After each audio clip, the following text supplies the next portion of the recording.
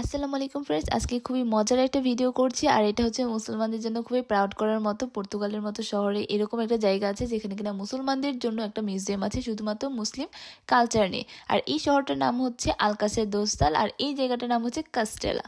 সবথেকে উঁচু স্থান এই শহরটার নাম হচ্ছে আলকাসের দোস্তাল।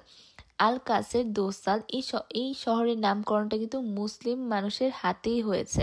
সো পর্তুগালে যেসব মুসলিম বাংলাদেশি অর আদার্স অন্য কান্ট্রির পিপল আছেন তাদের জন্য কিন্তু এটা খুব প্রাউড করার মতো একটা বিষয় যে পর্তুগালের মতো একটা দেশে একটা শহরের নাম নাকি মুসলিম মানুষরাই করেছে। তো প্রথমে আমরা চলে গেলাম মিউজিয়ামে।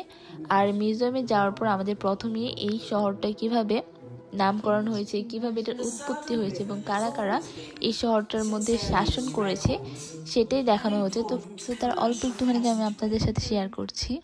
On the right-hand side of the river, approximately 44 kilometers from its mouth, lies the city of Alcácer do Sal. It is situated in a strategic position that offers a site the best possibilities in defense. The location of the castle can be traced back to the end of the Neolithic period, and possibly earlier. This period was the transition between Paleolithic times and the Iron Ages.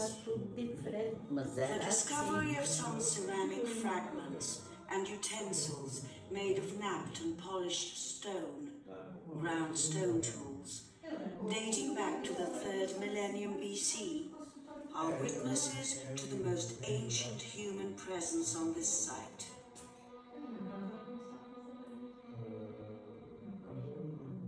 During the Iron Age, this settlement's importance grew.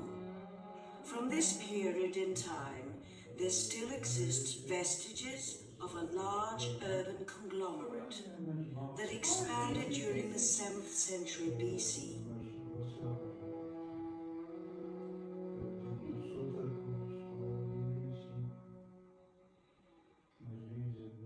Resting on a hill along the river, this settlement flourished. আর একটা কথা না বললেন, এখানে Santiago যে শহরটি আছে সেখানে যে সেনানিবাস আছে সেটাও কিন্তু মুসলমানদের হাতেই তৈরি করা। সো ফার্স্ট এখানে মুসলিমরা শাসন কার্য করে, দেন রোমানিয়ানরা আসে, তারপর এখানে পর্তুগিজদের আবাসস্থল হয়। আর আলকাসে দো সাল, সাল হচ্ছে পর্তুগিজ শব্দ যার অর্থ হচ্ছে লবণ। তো এটা কাস্টেলা লবণ। তো লবণের কাস্টেলা, এই শহরটার অর্থ হচ্ছে লবণের কাস্টেলার এই জায়গাটার নাম হচ্ছে কাস্টেলা। আলকাসের অর্থ হচ্ছে কাস্টেলা। সো কাস্টেলা দি সাল মানে হচ্ছে লবণের কাস্টেলা। আর এই যে দেখছেন এখানে সব কিছুই মুসলমানদের তৈজসপত্র থেকে শুরু করে, আর তখনকার যে দালান কোঠা ছিল সেখানের পাথরগুলো যে কতটা দামি এখানে সেটাই ফুটিয়ে তোলা হয়েছে।